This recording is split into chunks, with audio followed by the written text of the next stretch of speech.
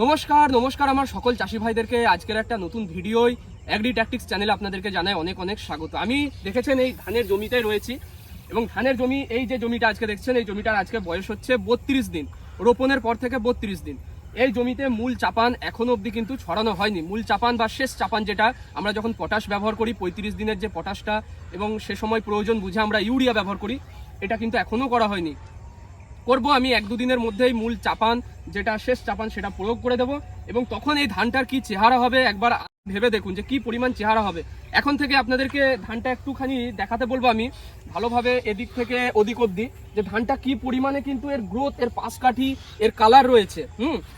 আজকে আপনাদেরকে আমি দিতে চলেছি একটা ভিডিও যেখানে আপনাদেরকে আমি বলবো যে ধানের পাশকাঠি আপনারা কি কি উপায়ে বাড়াতে পারেন। এর মধ্যে 2 থেকে 3টে উপায় হচ্ছে খরচ সাপেক্ষ, মানে খরচ করতে হবে, আর 2টো উপায় হচ্ছে যেগুলো বিনা খরচে হয়ে যাবে। শুধুমাত্র একটুখানি কৌশল, একটা ছোট্ট কৌশল, আপনাকে একটা ছোট্ট টিপস সেটা আমি দেবো, সেটা অ্যাপ্লাই করবেন, দেখবেন পাশকাঠি কিন্তু ধীরে ধীরে বাড়তে শুরু করেছে। আসুন প্রথমে আমি মুখে বললে তার হয় না, আমি আপনাদেরকে পাশকাঠিটা গুনে দেখাই যে আমার জমিতে সত্যি সত্যি 35টা পাশকাঠি রয়েছে, 30 থেকে 35টা করে পাশকাঠি রয়েছে। আসুন আপনাদেরকে আমি গুনে দেখাই।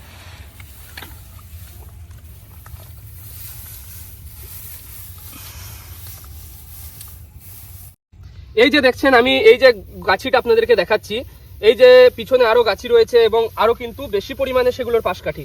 তো দেখুন এটা আমি আপনাদেরকে গুনে দেখাবো। হ্যাঁ, 1 2 3 4 5 6 7 8 9 10 11 12 13 14 15 16 17 18 19 20 21 22 23।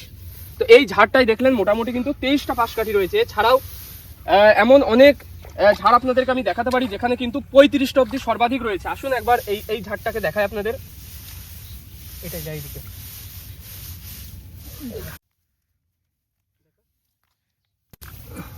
এই ঝাড়টা দেখতে পাচ্ছেন, এই ঝাড়টা দেখুন 1 2 3 4 5 6 7 8 9 10 11 12 13 14 15 16 17 18 19 20 21 22 23 24 25, এই যে ছোট একটা বেরোচ্ছে 26 27 28 29 30 31 32 33 34 35 36 37 38। এই যে এটা দেখালাম আপনাকে, এর মধ্যে দেখুন 38টা পাশকাঠি রয়েছে, 38টা কুশি।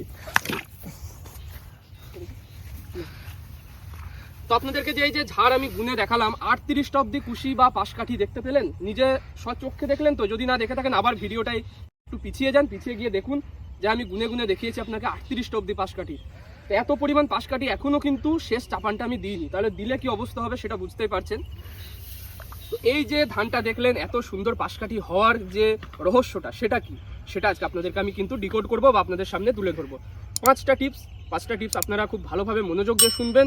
একদম গ্যারান্টি দিচ্ছি যদি 30 দিন বয়সের আগে এই প্রসেসটা করতে পারেন, বা কিছু টিপস রয়েছে যেগুলো 30 দিন পেরিয়ে গেলেও আপনারা সেগুলোকে কিন্তু ইউজে আনতে পারেন, তখনও কিন্তু পাশকাঠি বাড়বে।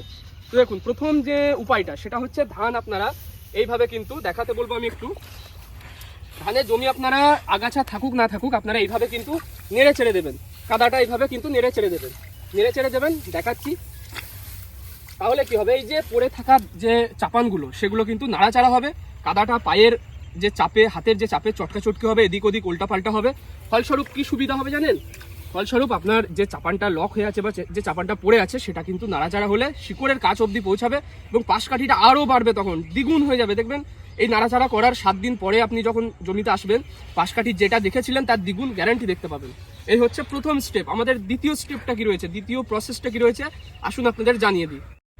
আচ্ছা চাষি বন্ধু, আমাদের যে দ্বিতীয় প্রসেসটা সেটা কি, সেটা হচ্ছে দেখুন আপনারা যারা চাপান যখন ব্যবহার করেছেন মিনি চাপান বা কাদা, তখন যারা আপনারা হিউমিক অ্যাসিড ব্যবহার করেননি, হিউমিক অ্যাসিড কি করে শিকড় বাড়ায় এবং শিকড় বাড়ানোর জন্য এটা পরোক্ষভাবে কিন্তু গাছে মানে চাপানের যে আপটেকটা, চাপান গ্রহণ করার ক্ষমতাটা বাড়িয়ে দেয় এবং ধীরে ধীরে কিন্তু গাছ অতিরিক্ত গ্রো করে এবং পাশকাঠিও বাড়ে। তাই হিউমিক অ্যাসিড হচ্ছে দ্বিতীয় প্রসেস, যেটা আপনাদেরকে খরচ সাপেক্ষ বললাম, সেটা হচ্ছে হিউমিক অ্যাসিড। তো আপনারা হিউমিক অ্যাসিড কোনটা ব্যবহার করবেন, আপনারা 98%টা ব্যবহার করবেন, যেটা দাম তুলনামূলক একটু বেশি হয়। স্প্রে করে দিতে পারেন বা আপনারা কিন্তু চাপানের সঙ্গে মিশিয়ে ছড়িয়ে দিতে পারেন। ওর মধ্যে আপনারা চয়েস করবেন পটাশিয়াম হিউমেট, যার ফলস্বরূপ কি হবে, ওর মধ্যে থেকে আপনারা পটাশিয়াম পেয়ে যাবেন বা পটাশ, তার সঙ্গে সঙ্গে হিউমিক অ্যাসিড পেয়ে যাবেন। পটাশ এবং হিউমিক অ্যাসিড দুটোই শিকড় বাড়াতে সাহায্য করে, গাছের পাশকাঠি বাড়াতে সাহায্য করে। তাই হিউমিক শুধুমাত্র না নিয়ে আপনারা পটাশিয়াম হিউমেট ব্যবহার করবেন। কাত্তায়নী কোম্পানির পটাশিয়াম হিউমেট পাবেন। এছাড়াও অনেক কোম্পানি রয়েছে যেগুলো জৈব, যারা কিন্তু বায়ো হিউমিক, যারা কিন্তু বাজারে বিক্রি করে থাকে এবং জৈব বলে পরিচিত, সেই হিউমিক অ্যাসিড আপনারা জমিতে ব্যবহার করবেন, পটাশিয়াম হিউমেট, এতেও পাশকাঠি বাড়বে। তৃতীয় যে প্রসেসটা সেটা হচ্ছে, জমিতে আপনারা যারা দেখবেন, আপনাদের একটা জমি দেখাচ্ছি, এই জমিটা দেখতে পাচ্ছেন যে প্রচুর পরিমাণে কিন্তু ঝাঁঝি হয়েছে, প্রচুর পরিমাণে। কিছু জমিতে এখানে দেখুন, কিছু জমিতে কিন্তু ছোট ছোট কচুরি পানা হয়েছে। তো এগুলো চাপান কিন্তু এরা নিজেরা টেনে নেয়, জমিতে অক্সিজেনের অভাব ঘটিয়ে দেয় এবং এরা কিন্তু যে উপরে যে ইউরিয়াটা ছড়াচ্ছেন তার জন্য প্রচুর পরিমাণে বেড়ে যায় এবং বেড়ে গিয়ে আপনার জমির যে ইউরিয়া, গাছ যে ইউরিয়াটা নেবে সেটাকে কিন্তু শর্টেজ করে, সেটা এরা নিজেরা খেয়ে তারা কিন্তু বাড়তে থাকে। তো আপনাদেরকে অবশ্যই জমি থেকে ঝাঁঝি, শ্যাওলা এবং এই যে ছোট পানা, ছোট যে কচুরি পানা বা পানা বলুন, এটাকে কিন্তু দমন করতে হবে এবং এটা একটা খরচ সাপেক্ষ। এটা আপনাকে বিভিন্ন ধরনের দেখবেন এখন সিলেক্টিভ হার্বিসাইড রয়েছে, যেগুলো পোস্ট এমার্জেন্ট হার্বিসাইড রয়েছে, বা কিছু সিলেক্টিভ ওষুধও রয়েছে যারা কিন্তু এই কচুরি পানা বা ছোট ঝাঁঝি বা পানাগুলোকে মারতে সক্ষম। এর মধ্যে অন্যতম হচ্ছে 2,4-D। এছাড়াও আরও কিছু টেকনিক্যাল রয়েছে যেগুলো আমি আপনাকে স্ক্রিনে দেখিয়ে দিচ্ছি। এগুলো ব্যবহারেও কিন্তু এই ঝাঁঝি বা হচ্ছে এই যে আপনার শ্যাওলা, এগুলো কিন্তু জমি থেকে মানে জমি মুক্ত হয়। এর ফলে কি হবে, এই ঝাঁঝি বা এই যে শ্যাওলা রয়েছে এরা কিন্তু পাশকাঠিগুলোকে উপরের দিকে উঠতে দেয় না। এরা কি করে, পাশকাঠিগুলো নিচেই থাকাকালীনই কিন্তু শ্যাওলায় নিচের দিকে বসিয়ে দেয় এবং গোড়া থেকে পচিয়ে ফেলে। তাই ওগুলো যখন মারা যাবে 2 থেকে 3 দিন আপনি জমিটাকে একদম শুকিয়ে দেবেন। শুকিয়ে দেওয়ার পরে এরা যখন মারা যাবে, শুকিয়ে দেওয়ার পরে জল দেবেন, চাপান ব্যবহার করবেন, দারুণভাবে নতুন আবার পাশকাঠি কিন্তু উঠবে। এটা গেল আমাদের তৃতীয় স্টেপ। আমাদের চতুর্থ যে স্টেপটা বা চতুর্থ যে প্রসেসটা সেটা হচ্ছে, আমাদের অনেকের কিন্তু যখন আমরা আচ্ছা আপনাদের এখানে একটা জিনিস দেখায়, এই যে দেখছেন সাদা শিকড়, ভালো করে আমি ধুয়ে দেখাই, যে সাদা শিকড় দেখছেন, অনেকের কি হয়, সাদা শিকড় কিন্তু ভালোভাবে তৈরি হয় না। কি হয়, সাদা শিকড়টা পচে যায় এবং পচে গিয়ে কালো বাদামি বর্ণের হয়ে যায় এবং ফলস্বরূপ কি হয়, জমি আপনার যে চাপানটা রয়েছে সেটা টানতে পারে না এবং সেগুলো বেশিরভাগই পচাটা কেন হয় জানেন, যদি জমিতে কুটি বা যারা খড়ের বিচালি পচিয়ে দিয়েছেন বা হয়তো খোল দিয়েছেন বা কাঁচা গোবর দিয়েছেন, সে কারণে কিন্তু এটা বেশি হয়, বা ছত্রাকের আক্রমণ ঘটে সে কারণে হয়। তো এর জন্য আপনাদেরকে কি করতে হবে, কপার জাতীয় যে কোনো ওষুধ ব্যবহার করতে হবে, তাতে কপার সালফেট হোক বা আপনারা যদি চান অ্যামিস্টার টপ ব্যবহার করতে পারেন, আরও বেটার, আরও ভালো, নেটিভ হোক। এই জাতীয় ওষুধগুলো ব্যবহার করলে এই যে শিকড় পচাটা সেটা কিন্তু সেরে যায় এবং গাছটা তখন পরিষ্কার সাদা শিকড় ছাড়তে শুরু করে এবং পাশকাঠি দারুণভাবে তখন উঠতে শুরু করে এবং ধানের গ্রোথ কালার আলাদা রকম কিন্তু দেখতে পাবেন। তো যাদের শিকড় দেখছেন এরকমভাবে কিন্তু সাদা শিকড় আসছে না, শিকড়টা এরকম গাঢ় কালো বর্ণের হয়ে যাচ্ছে বা হয়তো একদম গাঢ় বাদামি হয়ে যাচ্ছে, সাদা শিকড় দেখতে পাচ্ছেন না এরকম, এই যে দেখছেন সাদা শিকড় যাদের জমিতে আপনারা দেখতে পাচ্ছেন, অবশ্যই আপনারা কিন্তু দেখবেন শুকে দেখবেন গন্ধ করছে শিকড় থেকে, বুঝবেন যে শিকড়টা কিন্তু পচছে এবং পচার জন্য যে চাপানটা রয়েছে সেটা নিতে পারছে না। অবশ্যই আপনাদেরকে তখন ভালো ছত্রাকনাশক ব্যবহার করতে হবে, তাহলে এই রোগটা সেরে যাবে এবং আপনার পাশকাঠি দারুণভাবে উঠবে। দেখবেন অনেকের ধান কিন্তু এরকম আপনারা দেখতে পাবেন না, 30 দিন বয়সে ধান এত সুন্দর আপনারা করতে পারবেন না, অনেকেই রয়েছেন, অনেকে এর থেকেও ভালো করবেন। তো যারা করতে পারছেন না তাদের কিছু কিছু ভুল রয়েছে যেগুলো আপনারা শোধরাবেন। তো জমিতে সবসময় কিন্তু জল ধরে রাখবেন, সামান্য হলেও জল ধরে রাখবেন, জমি কোনো সময় একদম ফেটে শুকিয়ে যেতে দেবেন না। বড় ধান এর কিন্তু জলের চাহিদা ব্যাপক। তো এই কিছু প্রসেস রয়েছে, এই কিছু খরচ সাপেক্ষ এবং খরচ নিরপেক্ষ 4 থেকে 5টা প্রসেস আপনাকে বললাম, ব্যবহার করবেন, পাশকাঠি দুরন্তভাবে বাড়বে, দারুণভাবে দেখবেন 30 থেকে 35টা পাশকাঠি আপনার জমিতেও আপনি দেখতে পাবেন। যারা চাপান ব্যবহার করছেন, চাপানেও একটা বিশেষ ভূমিকা রয়েছে, সেটা হচ্ছে যারা কিন্তু জমিতে কম পরিমাণে সুপার ব্যবহার করেছেন। সুপার কিসের মধ্যে থাকে জানেন, এনপিকে সারের মধ্যে যে ওই 10-26-26 মাঝের যে 26 ওটা হচ্ছে সুপার বা ফসফেট। যারা আপনারা দেখবেন 14-35-14 ব্যবহার করেন, ওই যে 35% ওটা হচ্ছে ফসফেট, বা যারা এসএসপি ব্যবহার করেন ওই যে সেটা হচ্ছে ফসফেট। তো ওই যে সিঙ্গেল সুপার ফসফেট বা এনপিকে কম পরিমাণে ব্যবহার করেছেন, তাদের এই ফসফেটের অভাবের কারণে কিন্তু পাশকাঠি ভালো ছাড়ে না। ফসফেট কি করে, গাছে পাশকাঠি বাড়াতে সাহায্য করে। তাই ফসফেট যদি জমিতে কম পরিমাণে দিয়ে থাকেন, আপনি চাপান দিয়েছেন, আপনি বুঝবেন জিনিসটা যে আমি কতটা দিয়েছি, কতটা প্রয়োজন।